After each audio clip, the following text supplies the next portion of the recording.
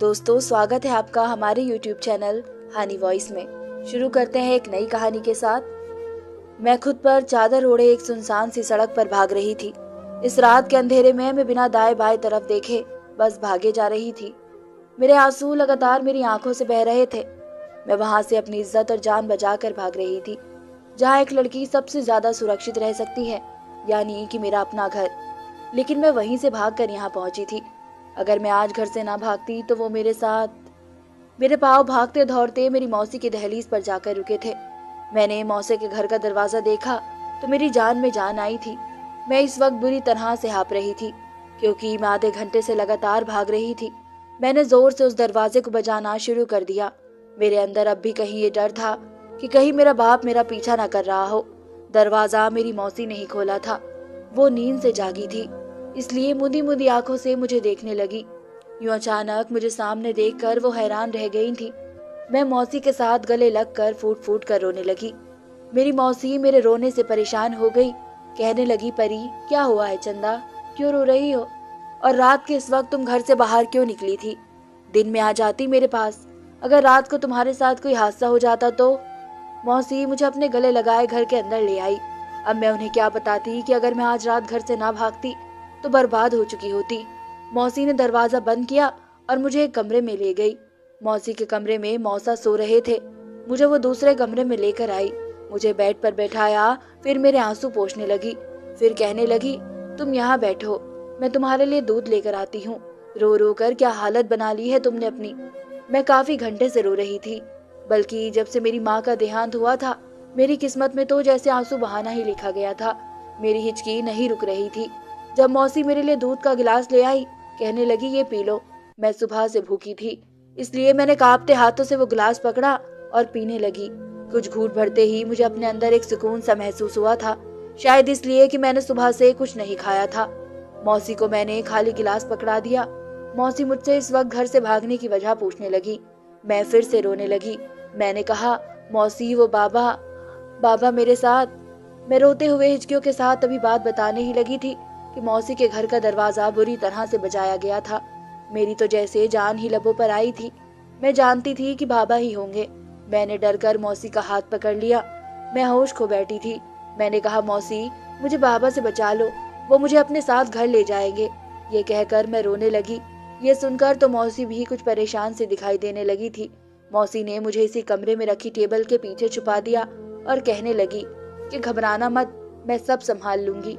ये कहकर मौसी कमरे से बाहर चली गई। दरवाजे के शोर से मौसी की आंख खुल गई थी, इसलिए दरवाजा उन्होंने ही खोला था।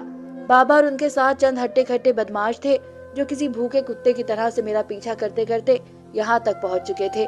बाहर से बाबा की आवाज सुनकर मेरी जान निकली थी।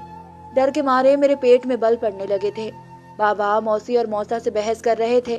कहने लगे कि उन्होंने मुझे अपने घर पर पनाह दी है, इसलिए मुझे बाबा के हवाले कर दें, वरना वो पुलिस में रिपोर्ट करवा देंगे। मौसी कहने लगी, हमें नहीं मालूम कि परी कहाँ है, और अगर तुम्हें ज्यादा ही शौक है तो जाओ, जहाँ चाहे वहाँ रिपोर्ट करवा दो। काफी देर बाहर बहस होती रही, लेकिन मौसी ने मेरे बाबा को कमरे में तलाशी नहीं लेने दी। आखिरकार बाबा वापस जा चुके थे। कुछ देर बाद ही मौसी कमरे में दाखिल हुई। कहने लगी, परी आखिर ऐसा क्या हुआ था जो तुम यूं अंधेरे में घर से भागी हो? तुम्हारा बाप तो हम पर केस कर देगा। मैं ये सुनकर और भी डर गई थी। मेरा बाप एक नशेड़ी था, शराब का आदी था, जुआ भी खेलता था। पहले तो इसकी मारपीट का निशाना माँ ही बनती रही, लेकिन जब से माँ का देहांत हो गया था तो बाबा की जहालत मुझ पर शुरू हो गई। मेरे लिए मेरा सब कुछ मेरी माँ थी। मुझे बचपन से ही बाबा से डर लगता था। बाबा जब घर आते मैं कमरे में छिप जाती। वो शराब में धुत माँ से खाने में अच्छे अच्छे खाने मांगते। मेरी माँ दूसरों के घरों में नौकरी करके घर का खर्च जैसे तैसे चलाती थी। इस पर बाबा की फरमाइशें वो रोज रोज पूरी नहीं कर सकती थी।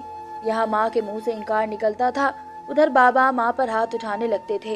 अपनी माँ की चीख पुकार सुनकर मेरा दिल तड़प के रह जाता था, लेकिन बाबा के डर से मैं कमरे से बाहर नहीं निकलती थी। मुझे डर लगता था, मगर एक बार बाबा की मार से माँ की चीख पुकार की आवाजें बस कुछ देर ही गूंजी थी। मैं डर के मारे दुपक कर अपने कमरे के एक कोने में ही बैठी हुई थी। बहुत जल्द ही माँ की चीख बंद हो गई। इसके बाद बाबा की गालियों की आवाज भी नहीं आई। मैंने चैन की सांस ली कि अच्छा है आज झगड़ा जल्दी ही खत्म हो गया, लेकिन ये नहीं मालूम था कि वो रात मेरी माँ की आखिरी रात होगी। सुबह मेरी माँ का जख्मी वजूद वही सहन में पड़ा था। मैं भागकर माँ के पास आई, रोने लगी। बाबा आज कुछ शर्मिंदा शर्मिंदा से थे, लेकिन अनजान बन रहे थे। लेकिन इनकी आंखें इस बात की गवाही दे रही थी कि वही माँ के कातिल है। ये सच में जानकर भी अपने डर की वजह से किसी को बता न सकी। मेरी मौसी आई तो मैं उनके साथ गले लग कर रोने लगी। मेरी माँ अब ये दुनिया छोड़कर जा चुकी थी। कुछ दिन तो मौसी मेरे पास ही रही, मेरे दिल को तसल्ली देती रही। लेकिन जैसे ही वो वापस जाने लगी तो मैं रोने लगी। मैंने कहा, मौसी मुझे साथ ले जाएं। मेरी बात सुनकर जब मौसी यही बात बाबा से कहने लगी तो उन्होंने साफ इनकार कर दिया। कहने लगे, मेरी बेटी मेरे पास ही रहेगी। मौसी ने कहा कि वो अकेली कैसे इस घर में रह सकती है, मैं इसे माँ की तरह से रखूंगी। लेकिन वो नहीं माने। घर का सारा काम अब मेरे सर पर आ चुका था। बाबा कभी कभार जुआ खेल कर पैसे घर पर ले आते तो चूल्हा जल जाता, वरना मुझे भूखे मर मिटने की नौबत आ जाती थी। जब मैं बाबा से खाने को मांगती तो मुझे मारने पीटने लगते थे। मैं रोते रोते भूखी ही सो जाती थी। लेकिन आज रात जो हुआ वो मेरे लिए यकीन करने लायक नहीं था। बाबा आज रात अपने साथ 2 हत्ते खट्टे मर्द लाए थे। फिर मुझसे कहने लगे कि वे मुझे जुए में हार गए हैं। सुबह ही मेरी शादी उन दोनों मर्दों में से एक के साथ कर देंगे। यह सुनकर मेरी जान ही निकल गई थी। मैं अपने कमरे में चली गई। रात को जब बाबा और वह दोनों मर्द शराब के नशे में धुत सहन में ही बेहोश थे तो मैं घर से बाहर निकलकर भागने लगी। अब मौसी से रो रो कर सब कुछ बता रही थी। मौसी मुझसे कहने लगी कि वो मुझे यूं अपने घर में नहीं रख सकती, क्योंकि मेरे बाबा जिंदा है, इसलिए वो पुलिस के जरिए मुझे हासिल कर लेंगे। यह सुनकर मैं रोने लगी। मैंने कहा, मौसी मुझे बचा लीजिए, मेरे बाबा मुझे बदमाशों के हवाले कर देंगे, मैं बर्बाद हो जाऊंगी। मौसी की अपनी तो कोई औलाद ना थी, बस एक देवर था जो कुछ दिमागी तौर पर भी ठीक नहीं था। मौसी ने कहा, अगर मैं वक्ती तौर पर इससे शादी कर लूं तो कम से कम मेरे बाबा मुझे वापस नहीं ले जा सकते। फिर कहने लगी कि उनका देवर वैसे भी उन बातों से अनजान है, बस अपने आप में रहता है, तुम्हें कुछ नहीं कहेगा। वक्ती तौर पर अगर मैं इससे शादी कर लूं तो मेरी अपने बाबा से जान छूट जाएगी। मेरे पास भी मौसी की बात मानने के अलावा दूसरा कोई रास्ता ना था, इसलिए मैंने मौसी की बात पर हामी भर ली। सुबह ही मौसी ने अपने देवर से मेरी शादी करवा दी। वो वाकई बावला सा लड़का था, उम्र में मेरे जितना ही होगा, लेकिन अपने आप में रहने का आदी था। मेरी शादी को अभी कुछ देर ही गुजरी थी कि मेरे बाबा पुलिस लेकर मौसी के घर पहुंच गए। लेकिन जब उन्हें ये मालूम हुआ कि मैंने शादी कर ली है तो बाबा मुझ पर चिल्लाने लगे। लेकिन पुलिस के सामने मैंने अपनी रजामंदी से शादी की बात की थी, इसलिए मेरे बाबा गुस्से से मुझे घूरते हुए बाहर चले गए। मैंने दिल ही दिल में चैन की सांस ली थी कि मेरी जान तो सुकून में आई, लेकिन ये भी मेरी खुशफहमी थी, क्योंकि जो खेल इस शादी की आड़ में मेरी मौसी ने मेरे साथ खेला था वो इससे भी भयानक था, जो मेरे बाबा मुझसे खेलना चाहते थे। मेरे बाबा वहां से जा चुके थे, मगर फिर भी रह रह कर मुझे डर सता रहा था कि वो दोबारा वापस ना जाए। मैं अभी भी कमरे में छुप कर बैठी थी, मगर फिर अचानक कमरे का दरवाजा खुला और मौसी और मौसा कमरे में दाखिल हुए। मौसी मेरे दाएं तरफ जबकि मौसा मेरे बाएं तरफ बैठे थे। मौसा ने मेरे कंधों पर हाथ रखा और बड़े ही प्यार से बोले कि परी गुड़िया, डरने की जरूरत नहीं है। अब तुम्हारा वो नशेड़ी जुआरी बाप तुम्हारा कुछ भी नहीं बिगाड़ सकता। तुम अब हमारी इज्जत बन चुकी हो। मौसी और मौसा मुझे समझाते और बहलाते रहे। उनकी बातों से मैं किसी हद तक बेफिक्र भी हो चुकी थी। मुझे अपनी मौसी पर पूरा भरोसा था, वो मेरे साथ कुछ भी गलत नहीं होने दे सकती थी। खाने का वक्त हुआ तो मौसी मुझे अपने साथ किचन में ले गई। मैं भी अब खुद को नॉर्मल महसूस कर रही थी। मैंने मौसी के साथ मिलकर खाना टेबल पर लगाया और फिर मौसा और उनका भाई खाने के लिए आने लगे। जब मैंने मौसी के पागल देवर को देखा तो ना चाहते हुए भी मुझे उससे शर्म सी महसूस होने लगी। हालांकि ये रिश्ता सिर्फ नाम का ही रिश्ता था, वो तो ये भी नहीं जानता था कि मैं नाम को ही सही मगर इसकी बीवी बन चुकी हूँ। वो पागलों की तरह चलता हुआ आकर कुर्सी पर बैठा और बहुत ही बुरे तरीके से खाना खाने लगा। मौसा इसे साथ साथ डांट कर अच्छे से खाने को कह रहे थे। खैर मैं इसे देखने लगी और फिर पेट भर खाना खाने में बिजी हो गई। आज कितने ही दिनों बाद मैंने पेट भर के खाना खाया था। मैं खाना खा रही थी तो मौसा बार बार मेरी तरफ कभी चावल और कभी सब्जी बढ़ाते और फिर मुझे खुद प्लेट में खाना डाल कर देते हुए कहते कि खाओ और अपनी तबीयत ठीक करो, देखो तो कैसी पीली पड़ चुकी हो। मौसी भी मौसा की बात की हामी भरते हुए मुझे और खाना खिलाने लगी। जब मैं खाना खा चुकी तो मैं कमरे में आ गई और बिस्तर पर सोने के लिए लेट गई और एक सुकून का सांस लिया। उस वक्त मेरी उम्र बहुत छोटी थी और मैं जानती थी कि कुछ वक्त बाद ये सारा मामला ठंडा पड़ जाएगा तो मौसी मुझे अपने देवर से तलाक दिलवा देंगी। उन्हीं सोचों में गुम मैं आंखें बंद कर कर लेटी हुई थी कि अचानक से किसी ने मेरे गाल पर हाथ रखा।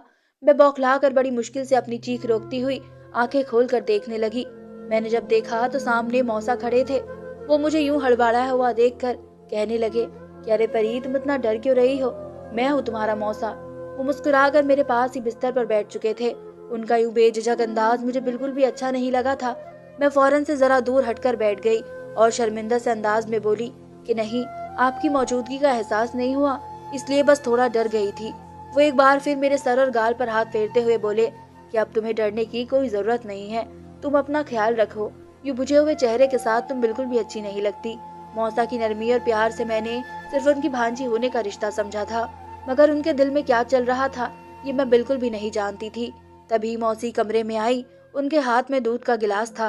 मेरी तरफ दूध का गिलास बढ़ाते हुए बोली कि शाबाश परी, इसे जल्दी से पी जाओ, तुम्हें सुकून की नींद आएगी। मैं पेट भरकर खाना खा चुकी थी, इसलिए मुझे दूध पीना मुश्किल हो रहा था, मगर मौसी के कहने पर मुझे वो पूरा गिलास पीना पड़ा। दूध खत्म हुआ तो मौसी मुस्कुराकर मेरी तरफ देखने लगी और तभी मौसी बोली कि तुम अब सुकून से सो जाओ। वो दोनों कमरे से जा चुके थे। उनके जाते ही मुझ पर नींद छाने लगी। शायद मैं कई दिन से सुकून से सो नहीं पाई थी। यही वजह थी कि मुझे जल्दी नींद आ गई और मैं सो गई। सारी रात मैं बेखबर सोती रही। सुबह जब मेरी आंख खुली तो मेरा सर बहुत ही भारी महसूस हो रहा था। ऐसा लग रहा था जैसे मेरे सर पर कोई पत्थर रख दिया हो। पूरा वजूद दर्द से उठने लगा। यूं लगता था जैसे मेरा पूरा वजूद दर्द की शिद्दत से कपकपा रहा हो। रात तो मैं बिल्कुल ठीक थी, मगर ऐसे अचानक मेरी तबीयत क्यों खराब हो गई थी मैं कुछ समझ न सकी। मैं बड़ी मुश्किल से उठी और बाहर मौसी के पास जाने लगी। मैं जैसे ही कमरे से बाहर निकली तो मुझे मौसा दिखाई दिए, जो मुझे सर से पांव तक देखने लगे और मुस्कुरा रहे थे। उनका यूं मुस्कुराना मुझे काफी उलझाने वाला लगा था। मैंने मौसी के पास जाकर उन्हें बताया कि मेरी तबीयत बहुत खराब महसूस हो रही है। वो कहने लगी कि तुम कमरे में आराम करो, मैं अभी नाश्ते के साथ दवा दूंगी तो तुम ठीक हो जाओगी। मेरी तबीयत काफी खराब थी। मैं आकर दोबारा कमरे में लेट गई। वो सारा दिन मैंने बहुत ही मुश्किल से गुजारा था।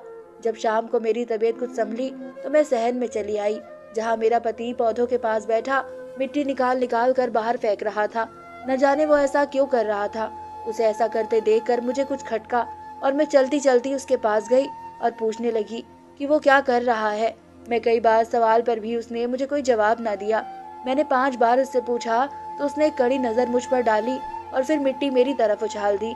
वो गीली मिट्टी मुझ पर गिर चुकी थी और मेरी आंखों में भी जा चुकी थी। मैं हैरत से जमीन पर गिरी और मौसी को आवाज देने लगी। मौसी जब बाहर आई तो मुझे मेरे पति के पास देखकर परेशान हो गई और फिर मामला जानने के बाद मेरे पति को डांटते हुए बोली कि खबरदार जो दोबारा मेरी भांजी के पास नजर भी आए तो वरना बहुत मारूंगी। मेरा पति पागल तो था ही, मगर इस हद तक पागल था मुझे इसका अंदाजा नहीं था। मैं अब अपने पति से दूर ही रहने लगी थी। रोजाना रात को मौसी मेरे लिए दूध का गिलास लाती और खास तौर पर मुझे पिलाने के बाद ही कमरे से जाया करती थी। दूध पीते ही न जाने क्यों मुझे बहुत सुकून की नींद आ जाती थी और फिर मेरी आंख सुबह से पहले खुलती ही ना थी। मैं इस दिन भी खराब तबीयत की वजह से काफी लेट उठी थी। मुझे चक्कर से आ रहे थे और जी मचला रहा था। मैं जब कमरे से बाहर निकली तो सामने मौसा जैसे मेरा ही इंतजार कर रहे थे। मुझे देखते ही फौरन मेरे पास आए और मुझे कंधों से थाम कर बोले कि परी, तुम उठ गई। ये देखो, मैं कल रात तुम्हारे लिए कुछ तोहफे लेकर आया था, मगर तुम सो चुकी थी, इसलिए सोचा कि अभी दे दूं। मुझे उनका यह अंदाजा बहुत ही बुरा लगा था। वो बार बार कभी मुझे हाथों से थाम लेते तो कभी मेरे गाल सहला दिया करते थे। उनकी इस हरकत पर मुझे अजीब सा महसूस होता था। मैंने उनके दिए तोहफे ले लिए और कमरे में रख दिए। मुझे चक्कर से आने लगे थे और तबीयत खराब महसूस हो रही थी। मैं अभी नाश्ते के बाद मौसी का काम में हाथ बटाने ही लगी थी कि अचानक से मुझे चक्कर आया और मैं जमीन पर गिर गई। मेरी तबीयत बहुत खराब हो गई थी। डर के मारे मैं रोने लगी थी। मौसी मेरी हालत देखकर डर गई और मुझे लेकर डॉक्टर के पास चली आई। न जाने अचानक मुझे क्या हो गया था। मैं अंदर ही अंदर बहुत बेचैनी महसूस कर रही थी। डॉक्टर ने जल्द ही मेरा चेकअप किया तो वो काफी परेशान दिखाई देने लगी और फिर मेरी मौसी से कहने लगी कि इतनी कम उम्र में बच्चे की शादी करवानी ही नहीं चाहिए थी। लेकिन खैर, मैं ये बताना चाहती थी कि आपकी भांजी प्रेग्नेंट है। डॉक्टर के मुंह से अल्फाज मुझ पर पहाड़ बनकर टूटे थे। मेरा वजूद तो जैसे सुन्न हो चुका था। आखिर वो क्या कहना चाहती थी? मैं प्रेग्नेंट? मगर कैसे? मौसी ने जब ये सुना तो अजीब सी हालत में आ गई और मेरी तरफ देखने लगी, मगर अगले पल में उनके चेहरे पर मुस्कुराहट फैल गई और वो मुझे गले लगाकर मुबारकबाद देने लगी। मैं अभी तक यही सोच रही थी कि आखिर मैं प्रेग्नेंट कैसे हो सकती थी। कहीं मेरे पति ने तो मेरे साथ, मगर वो कैसे मेरे साथ कुछ कर सकता था? वो तो दिमागी तौर पर पागल था। वो तो सारा दिन खेल कूद और चीजों को खराब करने में मगन रहता था। उसे तो ये भी नहीं मालूम था कि मैं उसकी बीवी हूँ। मैं उन्हीं सोचों में गुम थी कि अचानक से मेरे दिमाग में एक धमाका हुआ और मेरे दिमाग में मौसा की तस्वीर बनी। मुझे मौसा का रवैया याद आने लगा। उनका मेरे साथ दोस्ताना रवैया, बार बार मेरे करीब आना, यानी ये सब मेरे साथ मेरी मौसी ने किया था। इस सोच का आना था कि मेरा वजूद कांपने ही लगा। मौसी मुझे खुशी खुशी लेकर घर आ गई और ये खबर मौसी मेरे पति और मौसा को सुनाने लगी। मेरे पति ने एक नजर मुझ पर डाली और एक नजर मौसी पर डालने के बाद वापसी अपने कामों में मगन हो गया, जबकि मौसा की खुशी की कोई हद नहीं रही थी। उन्होंने ये खबर सुनते ही मौसी को गले से लगा लिया। वो एक दूसरे को मुबारकबाद दे रहे थे, जबकि मौसा मेरा हाथ पकड़कर कहने लगे कि तुम खड़ी क्यों हो यहाँ पर, आकर बैठो और अपना बहुत सारा ख्याल रखो।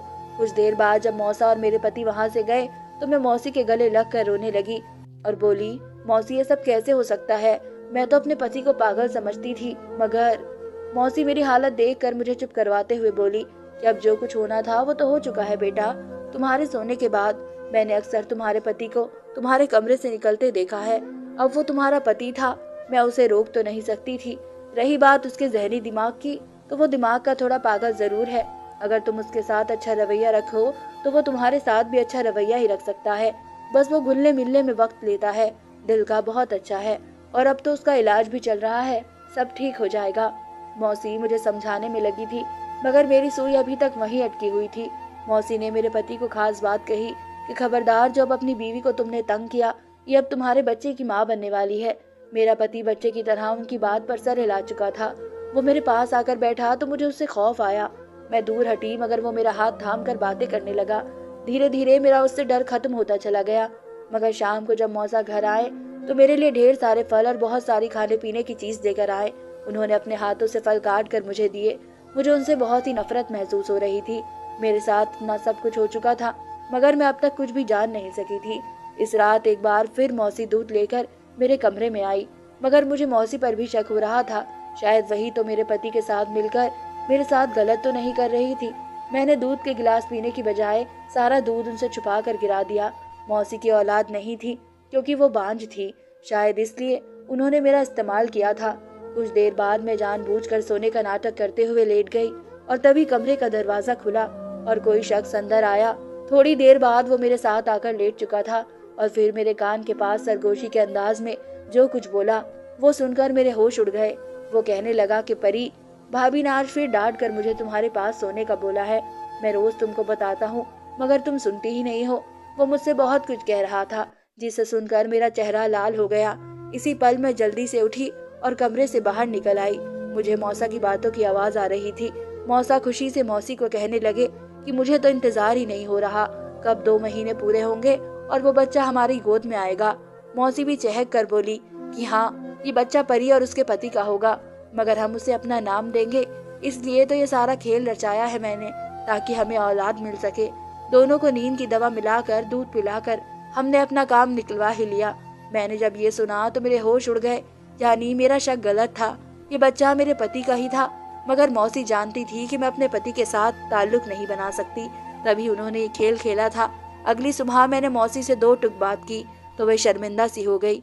मुझे रोकर माफी मांगने लगी कि उन्होंने ये सब औलाद के खातिर किया है। मौसा भी शर्मिंदा थे, मगर अब मैं मजबूर थी कि कुछ कर भी नहीं सकती थी। मैंने मौसी को माफ कर दिया और धीरे धीरे अपने पति के साथ भी ठीक हो गई। वो भी अब पहले जैसा नहीं रहा था, काफी बदल चुका था। शायद यही मेरा नसीब का लिखा था, जिसे मुझे बहरहाल मानना ही पड़ा। धन्यवाद दोस्तों।